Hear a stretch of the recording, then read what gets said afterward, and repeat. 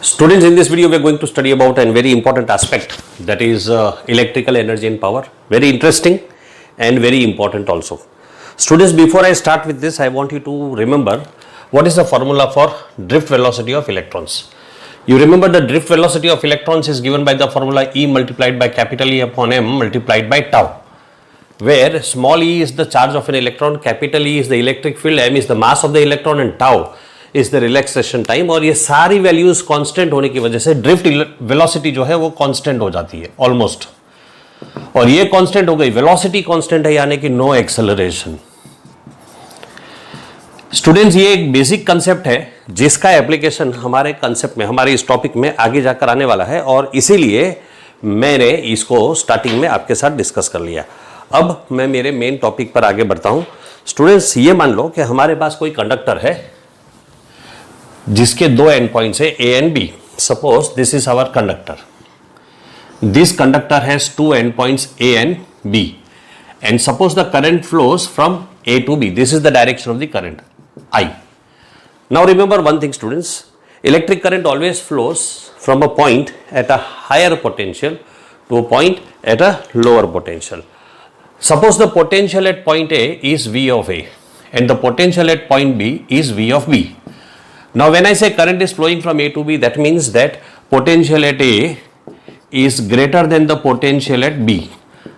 If I take V of B to the left hand side, I can write V of A minus V of B is greater than 0. This value is the potential difference, denoted by V, and that is equal to V of A minus V of B. So this is the potential difference. Remember this, students. V of A minus V of B is the potential difference V, and it is positive, greater than 0. Now when the current flows, what is actually happening? When the current flows from A to B, total charge that is flowing. What is current? Definition of current, it is a rate of flow of charge. Then I can write I is equal to delta Q by delta T, where delta Q is the total charge flowing through the conductor in time, delta T. So I can write delta Q is equal to I multiplied by delta T. Remember this value, this formula. Now what is the potential energy? देखो, charge जब A से B तक जाता है तो वो अपनी energy को लूज करता है. कौन सी एनर्जी को लूज करता है? पोटेंशियल एनर्जी को. पानी जब ऊपर से नीचे गिरता है तो ऊपर पानी का पोटेंशियल एनर्जी ज्यादा होता है, और जब वो नीचे आता है तो पोटेंशियल एनर्जी कम हो जाता है. उसी तरह से चार्ज जब पॉइंट ए से पॉइंट बी पर आता है तो चार्ज की पोटेंशियल एनर्जी चेंज होती है. Potential energy at point A, पहले तो मैं आपको यह याद करवा दूं, पोटेंशियल एनर्जी का फॉर्मूला क्या होता है.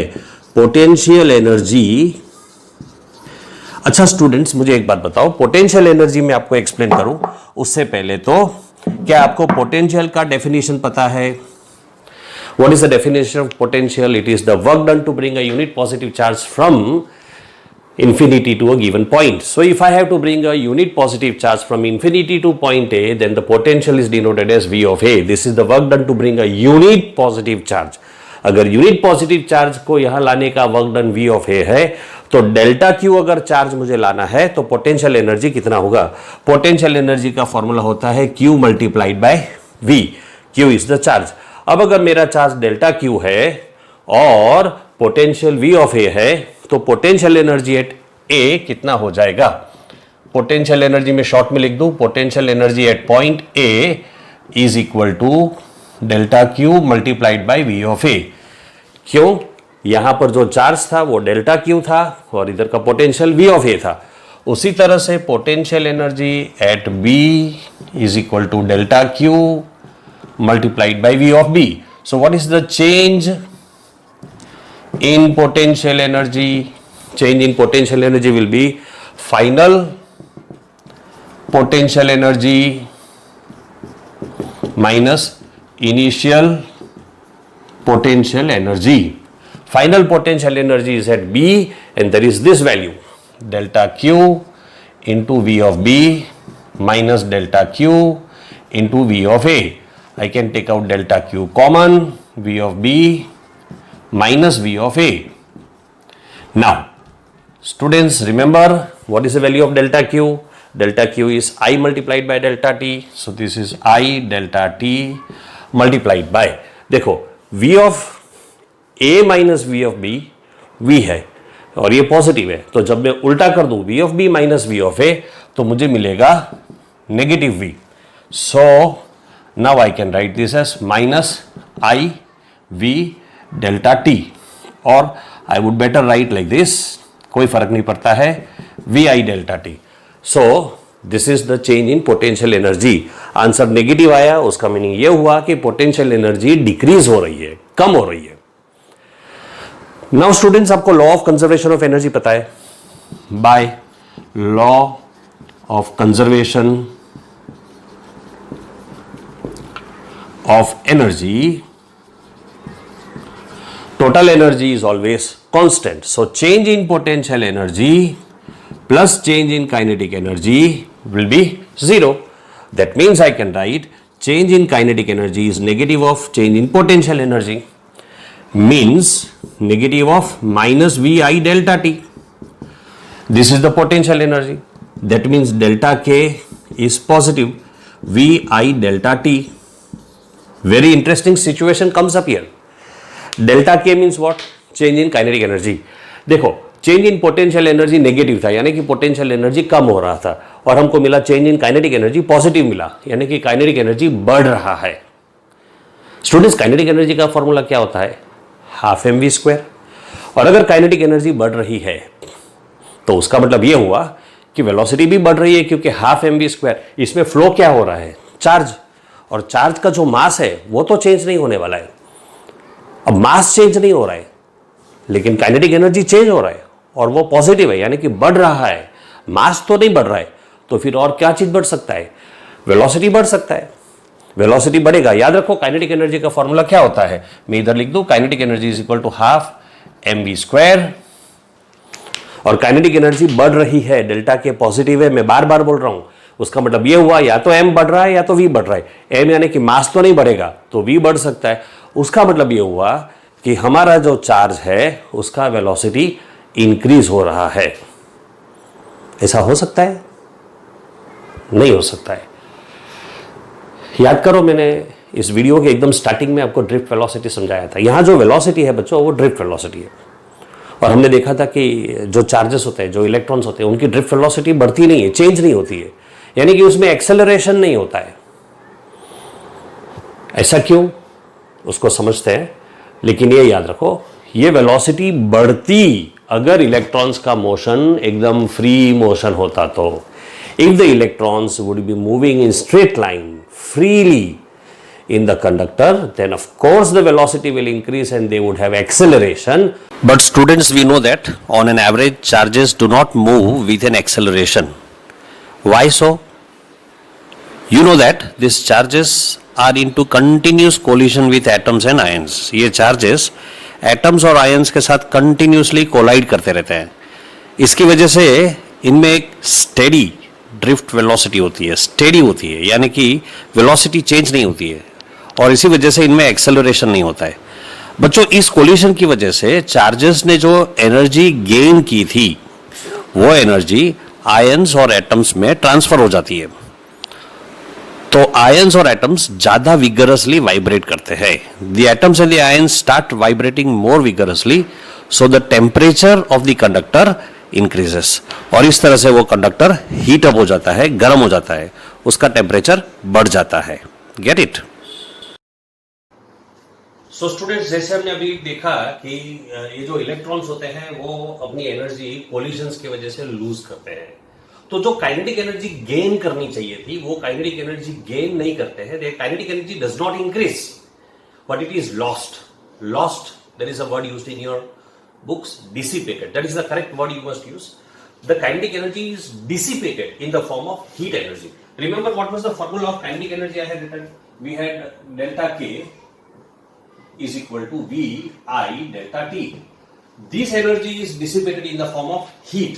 So I can write delta W is equal to V I delta T. This is the heat energy that we are gaining. So students, whenever current flows through a conductor, the temperature of the conductor rises and the energy that is dissipated in the form of heat is given by this formula. Energy, power dissipated. What is the definition of power? Power is work done per unit time.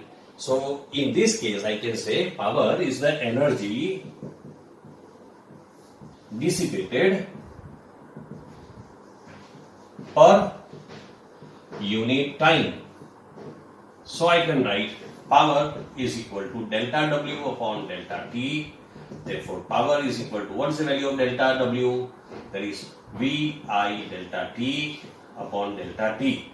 So I can write power is equal to VI. But students, by Ohm's law, you know V is equal to I multiplied by R.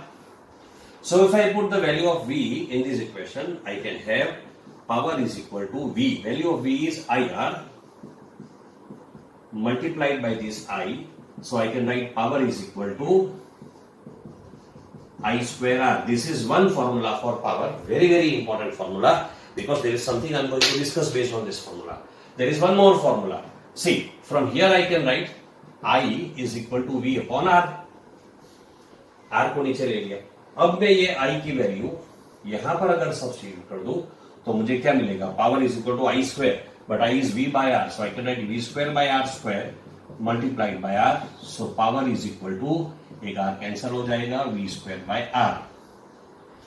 So students, you see, power is I square R or V square by R.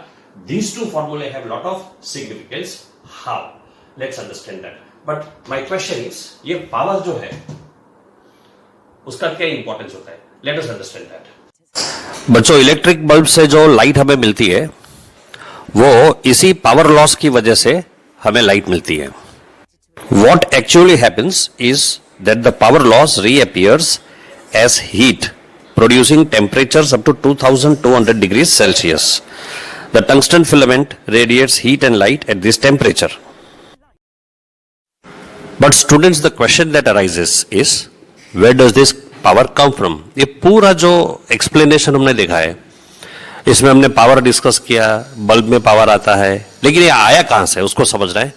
चलो एक बहुत interesting animation देखकर समझते हैं. Let's go ahead. You know that a liquid always flows from a higher level to a lower level. To maintain a steady flow, A must continuously remain at a higher level and B has to be continuously maintained at a lower level. An external source is required to maintain this level difference. In our case, current will flow as long as a potential difference is maintained. An external source is required to maintain this potential difference. This external source could be a cell or a battery. The chemical energy of the cell supplies the necessary power as long as possible. Students, we have studied this formula P is equal to I square R or P is equal to V square by R. From this formula we can understand that the power dissipated in a resistor R is directly proportional to current or proportional to voltage. So P is either proportional to current across the resistor passing through the resistor, or P is proportional to the voltage across the resistor. This formula has a great importance in power transmission. Let's see how. Electrical power is transmitted from power stations to our homes and factories by transmission cables. These power stations may be hundreds of miles away. You know that resistance in a conductor is directly proportional to the length of the conductor. Since these power cables are very long, they will have very high resistance, and so there will be a lot of power loss. We obviously want to minimize this power loss. हमारे घरों में mixer grinder, washing machine, electric bulb वगैरह जैसे जो electrical appliances होते हैं, students, इनका अपना एक रेजिस्टेंस होता है. Suppose this resistance is R. तो चलो स्टूडेंट्स, हम हमारे ट्रांसमिशन केबल्स में पावर लॉस का जो कंसेप्ट है उसको समझते हैं और कैसे इस पावर लॉस को हम कंट्रोल कर सकते हैं. तो जैसे आप जानते हो कि हमारे घर में जो इलेक्ट्रिकल अप्लायंसेस है, मिक्सर ग्राइंडर है, इलेक्ट्रिक बल्ब है, इलेक्ट्रिक आयरन है, वॉशिंग मशीन है, रेफ्रिजरेटर है, ये सारे अप्लायंसेस जो होते हैं वो उनका अपना अपना एक रेजिस्टेंस होता है. सपोज ऐसे किसी इलेक्ट्रिकल अप्लायंस का रेजिस्टर है, रेजिस्टेंस हम लेते हैं आर, और उस इलेक्ट्रिकल अप्लायंस में लगने वाला जो पोटेंशियल डिफरेंस होता है वो भी वोल्टेज. हमारे घरों में जो इलेक्ट्रिसिटी होता है नॉर्मली 220 वोल्ट का करंट ऐसा हम बोलते हैं, तो वही पोटेंशियल डिफरेंस है V. ये सारे अप्लायंसेस 220 वोल्ट के करंट पर चलते हैं. तो अप्लायंसेस का पोटेंशियल डिफरेंस V है, उसमें जो करंट फ्लो होता है वो I है।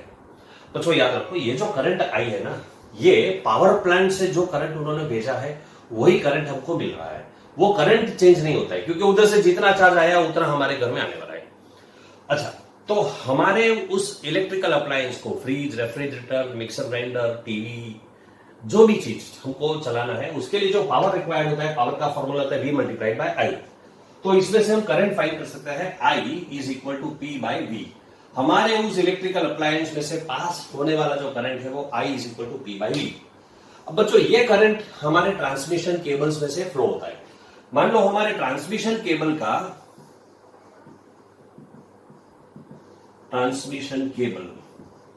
जो बड़े बड़े लाइट के, इलेक्ट्रिसिटी के पोल्स होते हैं, उसमें जो वायर्स होते हैं उसको हम ट्रांसमिशन केबल्स बोलते हैं। तो वो ट्रांसमिशन केबल का रेजिस्टेंस है, हम डिनोट करते हैं RC, C फॉर केबल। तो केबल का रेजिस्टेंस RC, और उसका जो पोटेंशियल डिफरेंस है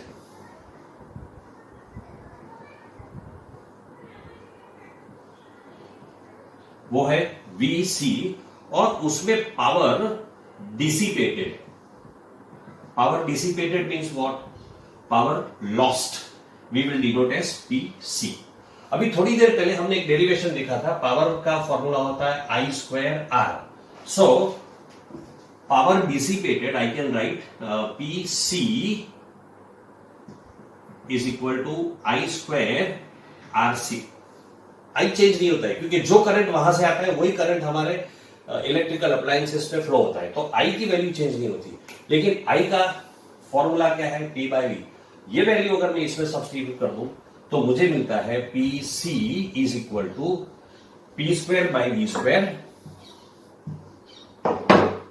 P² by V² multiplied by RC। What is P? P हमारे डिवाइस का पावर है, हमारे घर में जो इलेक्ट्रिकल अप्लायंसेस है उसका पावर है। मैं P जरा ठीक से लिख दूं, P² बाय V²। तो हमारी इलेक्ट्रिकल अप्लायंसेस का पावर है, और PC क्या है? Power lost in the transmission cable. तो हमारे इलेक्ट्रिकल अप्लायंसेस में अगर हमको P जितना पावर चाहिए, फॉर एग्जांपल आपके घर में जो ट्यूबलाइट है वो 24 वॉट, पावर का यूनिट वॉट होता है, याद रखना। 24 वॉट का पावर अगर आप ट्यूबलाइट में यूज करते हो, तो उतना पावर खींचने के लिए केबल में कितना पावर लॉस होता है, तो उसका ये फॉर्मूला है। अब इससे आप ये समझ सकते हो कि ये जो PC है वो इनवर्सली प्रोपोर्शनल टू V²। ये V क्या है? पोटेंशियल डिफरेंस है। कौन सा potential difference? Between the two ends of the transmission cable. तो अगर ये V बढ़ गया तो PC कम हो जाएगा। तो अगर आपको PC कम करना है, PC कम ही करना होगा, पावर लॉस, ट्रांसमिशन केबल में जो पावर लॉस होता है वो हमको कम ही करना होगा, और अगर उसको कम करना है तो हमें V को बढ़ाना पड़ेगा। और इसीलिए हमारे ट्रांसमिशन केबल्स में बहुत हाई वोल्टेज करंट्स होते हैं। That is the reason why we see high voltage danger signs on transmission lines. But in our homes, we cannot use electricity at such high voltages. So at the other end, students, there is a device called transformer which is used. A transformer reduces the voltage to a suitable value and then supplies this voltage in our homes. So students, that was all about the topic electrical energy and power. We finished this topic. In the next video, we will begin with the new topic, combination of resistors. See you in the next video.